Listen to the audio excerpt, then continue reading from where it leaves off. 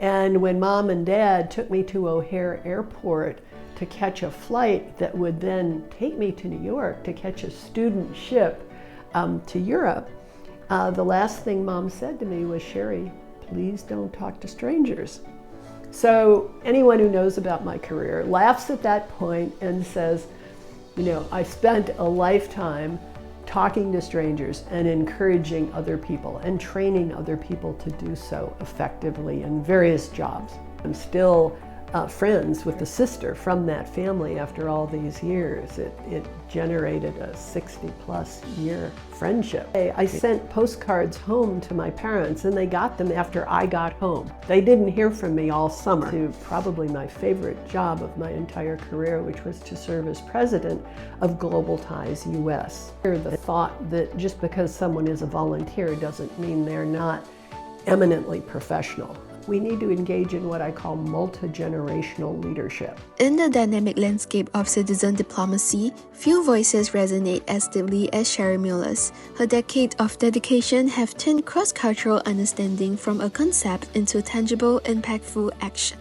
Through roles bridging communities, policy, and grassroots work, she's not just witnessed but shaped citizen-led dialogue, proving connection transcends borders. Today, we walk through her career and stories to seek inspiration on the path to become a citizen diplomat. My name is Sherry Mueller, and if I were going to write a memoir, I would say, Please Speak to Strangers, My Life in Citizen Diplomacy. Because one way or another, my career has been involved with citizen diplomacy and encouraging people to reach out across cultures and internationally. I currently teach part-time at American University School of International Service, and the course I teach is Cultural Diplomacy and Protocol. And I'm also heavily involved as a volunteer board member in various organizations and active helping to organize programs for the Public Diplomacy Council of America. I've spent a good chunk of my volunteer time with that organization and its immediate predecessor. My 4-H leader went to the Soviet Union on a farmer-to-farmer exchange. And I think I was never the same after that, because he came back, he showed his slides to our club, and their wheat looked like our wheat. It was just it was one of those teachable moments where a very small thing can have a major impact on one's life. So that prompted me to want to go on an exchange program. So I signed up with my parents' blessing to go on an Experiment in International Living summer program in the summer of 1963. And remember, I knew no one in Germany. I didn't know the German family. I didn't know my American group. I didn't know my American group leader. And when Mom and Dad took me to O'Hare Airport to catch a flight that would then take me to New York to catch a student ship to Europe, the last thing Mom said to me was, "Sherry, please don't talk to strangers." So anyone who knows about my career laughs at that point and says, I spent a lifetime talking to strangers and encouraging other people and training other people to do so effectively in various jobs. I had a lesson that I have kept for all of the subsequent ones is the importance of language and the importance of learning as much as you can. I remember my German mother in that family didn't speak any English, and my German was quite limited. And so she was asking me how many animals were on the farm I lived on. And I started out by saying 300 und Katzen, meaning 3 dogs and cats. And it came out to her 300 Katzen, 300 cats. Her eyes got big.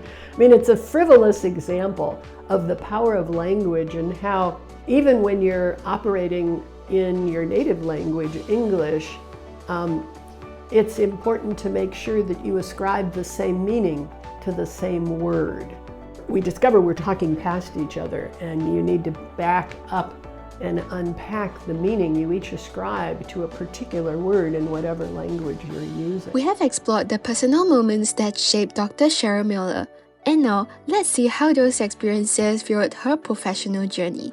These core values aren't just stories, they're the foundation of every role she held. Well, if you look at my resume, it looks like a logical ladder of building blocks. It didn't feel that way at the time. When I came back from that experience in Germany, and I just really loved it. Like I said, I'm still friends with the sister from that family after all these years. It generated a 60-plus year friendship. I mean, how good is that? My immediate next step was, well, I want to be a leader.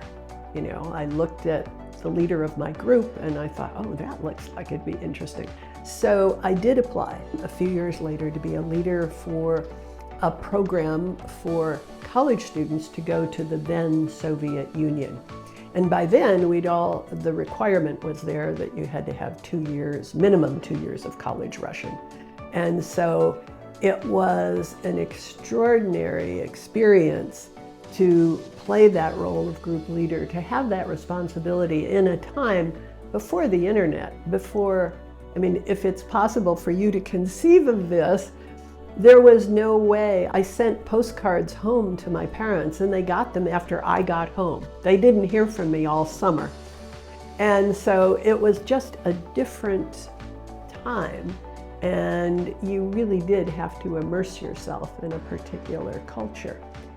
Came back from leading that, wound up continuing my undergrad work in international relations and into a grad program at the Fletcher School of Law and Diplomacy, wound up doing a PhD dissertation on how you measure the success of exchange programs. And that led to a job at the Institute of International Education. And ultimately that led to probably my favorite job of my entire career, which was to serve as president of Global Ties U.S., an organization that promotes citizen diplomacy and trains members, both paid and volunteer staff, of about 80 NGOs around the country who host State Department international visitors and other exchange program participants. And I spent 15 years of my life in that role. And after that, it seemed logical to distill the lessons I learned, and I had a standing offer from the School of International Service to come teach. I had taught there in the 80s as an adjunct, and then the travel got too intense and I didn't continue it. But once I did retire from that probably favorite job of my career, I was able to teach, and that has been very satisfying. I think as one gets older, being able to distill lessons learned is one of the comforting, rewarding dimensions of being older and having a lot of experience under your belt. I wouldn't take credit for that because it was already a network where many of the leaders of the network were paid. They weren't all volunteers. And also I would sneak in here the thought that just because someone is a volunteer doesn't mean they're not eminently professional. Some of the people I worked with who were volunteers around the country were as accomplished as anyone here in Washington at the art of interacting well with international guests. Use the term citizen diplomacy in a way we hadn't before under my leadership. I had tremendous board chairs, tremendous board members, tremendous partners at the U.S. Department, well, first at the U.S. Information Agency, and then later when the Bureau of Educational and Cultural Affairs moved to the Department of State, tremendous partners there. It takes a team. There's never any one person that makes it all happen. My favorite thoughts, I guess, when I have to give lectures on leadership, because NGO leadership is one of the themes of my career, is that sometimes you'll hear people say, well, we need to draw in young people. Yes, we need to draw in young people to these organizations. But more importantly, we need to engage in what I call multi-generational leadership. We need people from each generation to offer their best skills, their best ideas, and the art of leadership is to make them all work together and have them be more than the sum of their parts. So I'm a big believer in multi-generational leadership, and I really salute the Bridge Cultural Exchange Academy for drawing in people of all ages, because that's so critical. Each generation offers a different perspective, and it's blending those that I think gives us the best result. That was the result of a compromise. And often in citizen diplomacy and public diplomacy, it's the art of the compromise that we really need to develop. I was president of something called the Public Diplomacy Council, and we were merging with an organization that was entitled the Public Diplomacy Association of America. And in the Public Diplomacy Council, I had just worked with focus groups and board members to develop a rising professional membership category, which was very dear to my heart and absolutely, to me, necessary. Now, if you think about the mission, which is to promote excellence and honor achievement in the professional practice, the academic study, and advocacy for public diplomacy, and it is in the U.S. context. Now, with the current administration, perhaps having "of America" be on it is a good thing. We all have to learn to speak the language of the people we're trying to advocate to. So ultimately, when we talked about it initially, it was in my mind that later on we would drop the "of America" and take a much more comparative approach. But that's really up to subsequent leaders now, not up to me. Because I think it's very important to learn how other countries reach out to foreign audiences. I think the Chinese are getting better and better at it, and they're kind of filling in some of the gaps that we're leaving when we close programs like the YES program or the Agency for International Development, that federal agency. That's how that happened to evolve with that name. So I see both its advantages and its disadvantages. And I think anyone who comes to our programs probably loses track of the name after a while and just realizes that there are some fundamental principles that we embrace that are at the heart of what we do. We have explored the personal moments that shaped Dr. Cheryl Mueller. And now, let's see how those experiences fueled her professional journey. These core values aren't just stories, they're the foundation of every role she held. To the older viewers, there was a concept of the 3 R's, reading, writing, and arithmetic, and I took that kind of 3R concept and applied it to 3 fundamental principles that I think underpin any successful public diplomacy or citizen diplomacy program or exchange. Because the short term, particularly given what we were talking about earlier about limited attention, to me, these R's are critically important. One, which you alluded to, relationship building. And I would add long-term relationship building. The richness of educational exchange is the relationships that come out of those interactions. I always use my German sister as a good example. She really is like a sister to me. And sometimes it might be a professional relationship that comes out of an international exchange program. And together, these longer-term relationships form the context for other interactions, which is the way I would argue public diplomacy is so important, because it builds that network of human connections that then, when our diplomats are trying to conduct trade negotiations or develop a security pact, they're dealing with people who have some sense of who we are as a country and culture beyond the headlines, which is critically important. So relationship building, long-term relationship building, I think is a critical R. Another one is reciprocity. A lot of these programs, Fulbright, International Visitor Leadership Program, started at a time when the United States, you could almost say we were a donor. Now so many other people fund programs like this. that I think it's very important for us to remember. We want to partner with people.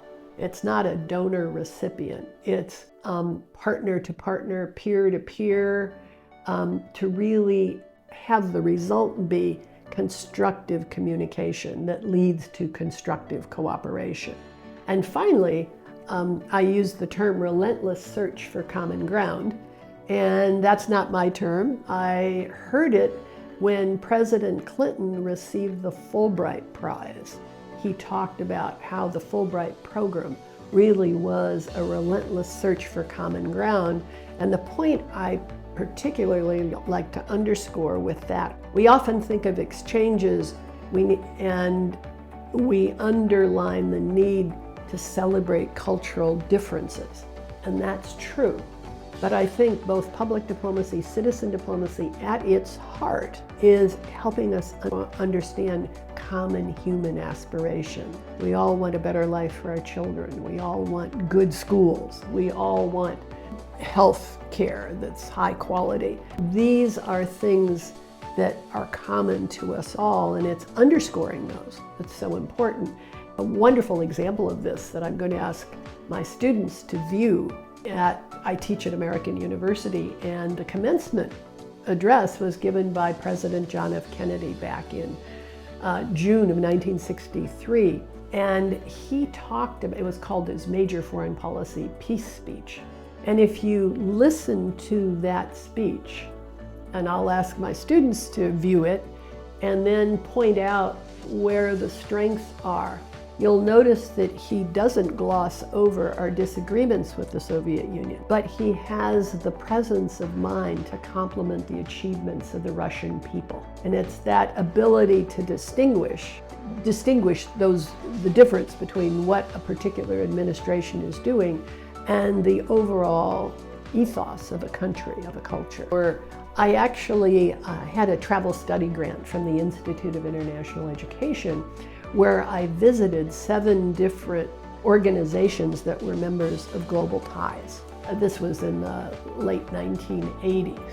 And out of interviewing volunteers, all of whom had had more than 3 years of experience, that was the minimum. Some of them had 25 years of experience. Some of them had, I was with the organization in Denver for 33 years. But anyway, what I learned from that research and then reinforced as I asked this question over and over again when I went around the country giving speeches, observing board meetings, speaking at different events of our members, was that there were 4 primary reasons Global Ties members volunteered to be citizen diplomats.